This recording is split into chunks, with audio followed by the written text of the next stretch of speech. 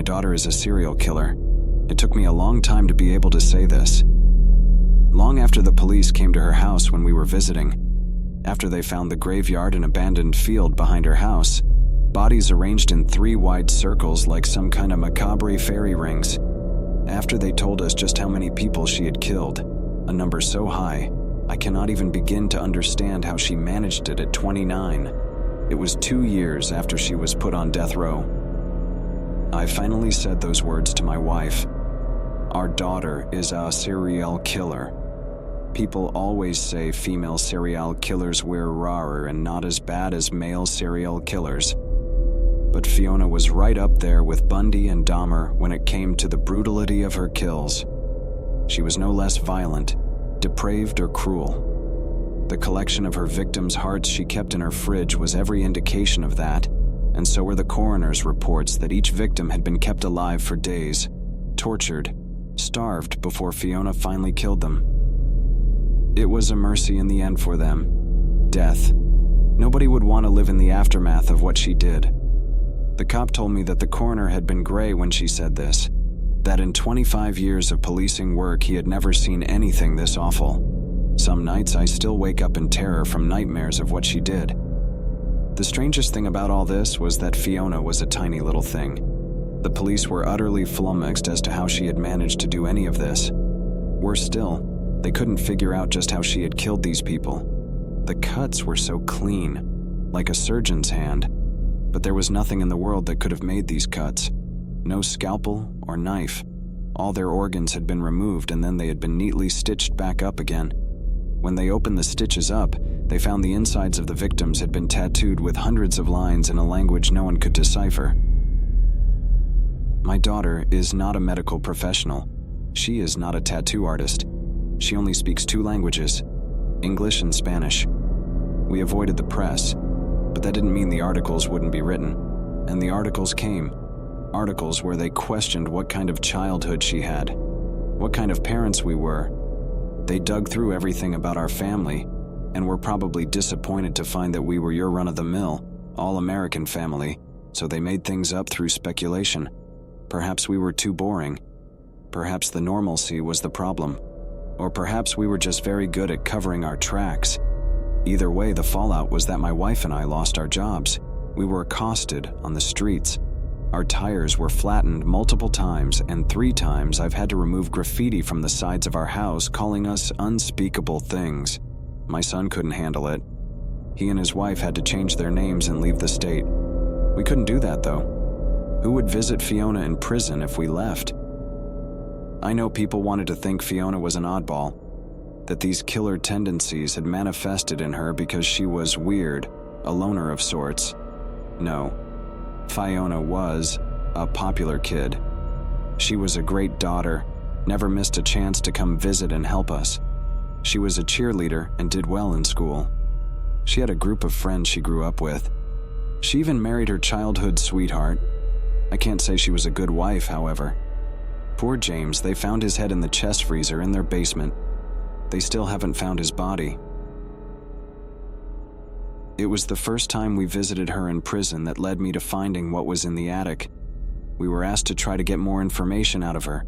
The police said that there were bodies they couldn't identify yet, and that if we could get her to talk, it would help bring some peace to the victims' families. They also wanted to know how she did it. The guilt of what our child had done to other people's children made us go more than our love for our daughter. It felt like some small way of atonement, finding out what we could and helping in some way. Not that anything could make amends for giving birth to a monster. It happened on the day of the visit. We sat nervously and waited in a highly secure room within the most high-security prison. 2 wardens stood within the room with us. 2 stood outside, and 4 wardens escorted Fiona, in chains, to us. When the door opened and our daughter walked in, what was alarming was to see the jovial smile on her face despite being chained at both her hands and feet. She looked remarkably well. This wasn't surprising since she had smiled coldly her entire way through the trial as well. But there was something extra obscene about how well prison suited her. She was glowing. "Hi, Dad." "Mom?" She sat down across the table from us, I flinched as the sound of the chains as they clinked when she moved. Fiona. My wife, Christina, managed, her hand clutched right around a tissue. Then she was crying again and Fiona's face changed a bit. She looked at Christina in concern. Mom, please don't cry. If you knew what I know, you wouldn't be upset. Anger began to bubble up inside me. What the hell was wrong with Fiona? I had read enough now to know that serial killers were devoid of empathy or human emotions in general, but this wasn't the little girl I had raised to be a good woman. What happened to you? I asked, my voice quiet as I tried to keep the emotion out of it. Why did you kill all those people? Fiona sat back smiling and tossed her blonde hair over her shoulder. Oh, Dad, it doesn't matter. You can't stop us, no matter how much you try. I couldn't understand what she was talking about. Fiona. My patience was wearing extremely thin. What are you talking about? I'm talking about your father, Dad, and his father, and his father, all those generations. I swallowed hard and glanced at the prison warden. If he felt like something was weird about our conversation, he didn't show it, however. What about them? I asked her, concern edging its way into my voice. Fiona tilted her head quizzically, and for a moment I saw her as a 6-year-old, doing that when I taught her maths. Do you really not remember? I shifted uneasily in my seat.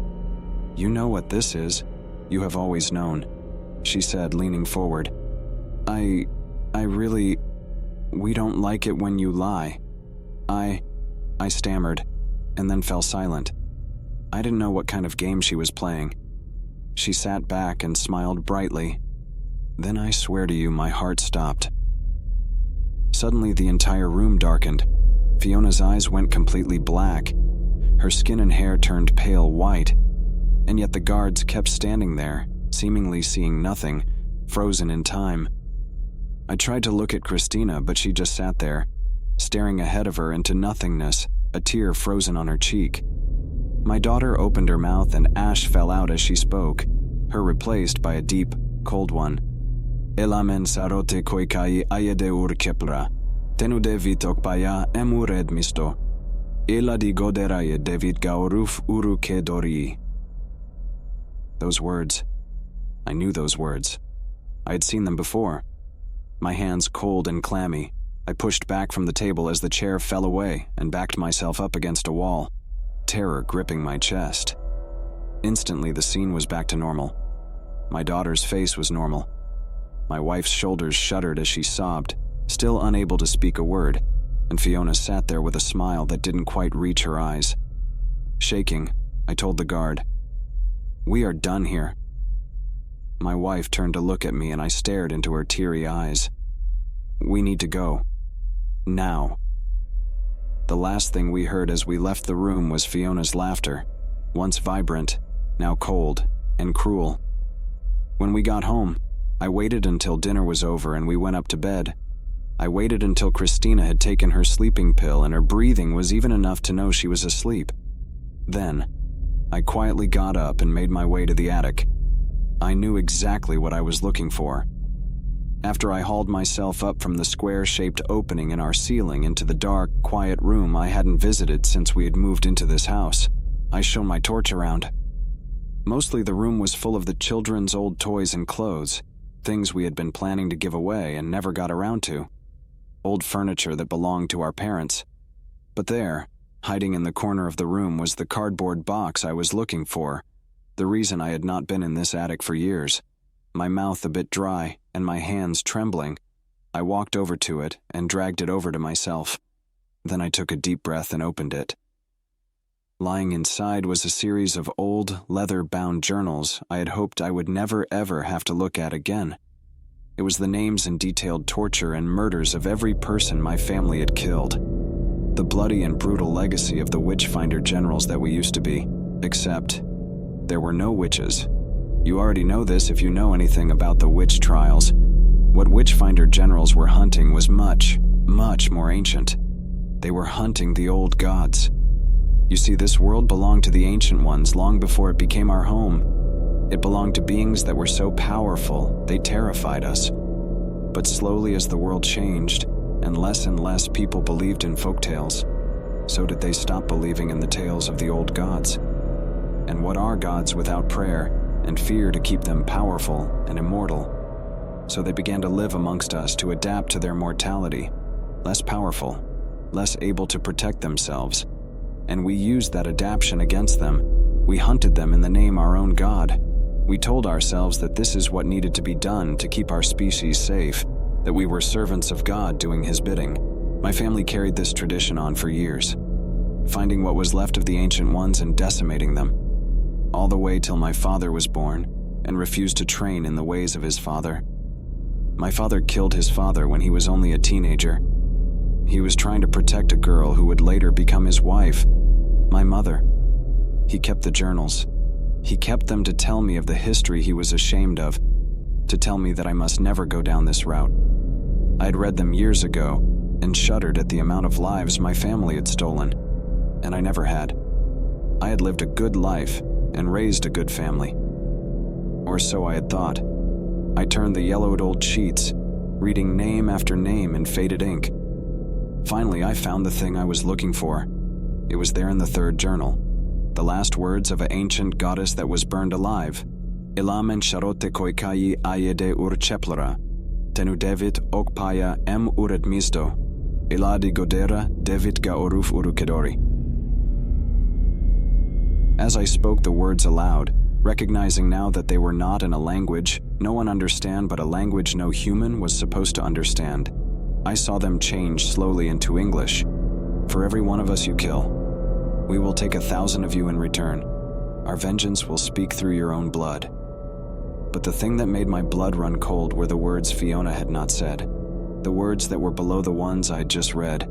Sitting there written in faded old ink were the words, "Fear not your death, but what awaits every one of you after."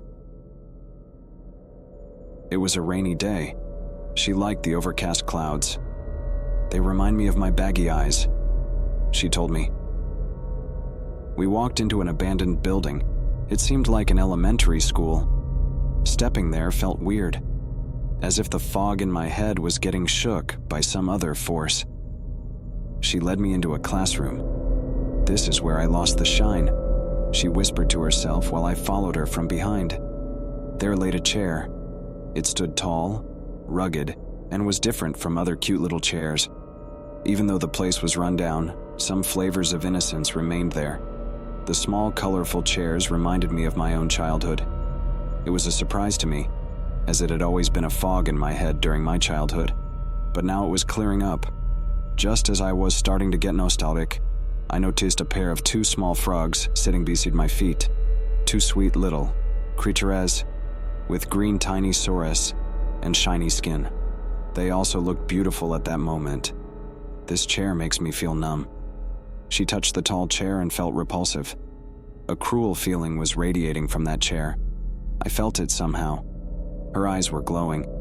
It was the first time I saw her eyes shine. Was it because of that place? What doesn't? She came towards me, looked at me without a change in her stoic expressions, and grabbed me by my chin. She looked at me as if trying to make sense of something. "Ever since I met you, I knew that you would be the one who'll make my pain go away. I'm a killer. What else did you expect? To make me feel alive." Out of nowhere, she kissed me and bit my lower lip. I didn't resist. We both went on holding each other as we kissed. It was an intense moment for my first kiss, but for her it was her last, so she made it count.